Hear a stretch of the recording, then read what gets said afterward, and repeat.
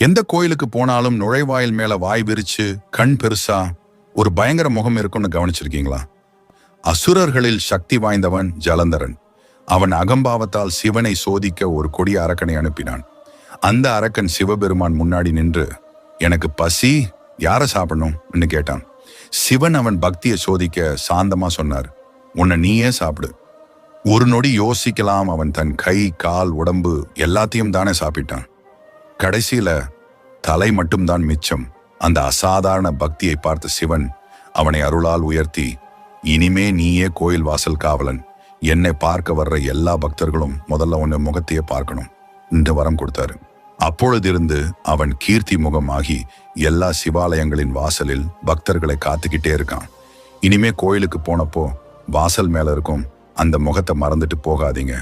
அது சிவனோட பரம பக்தன். ஓம் நம சிவாயன்னு கமெண்ட் பண்ணுங்க.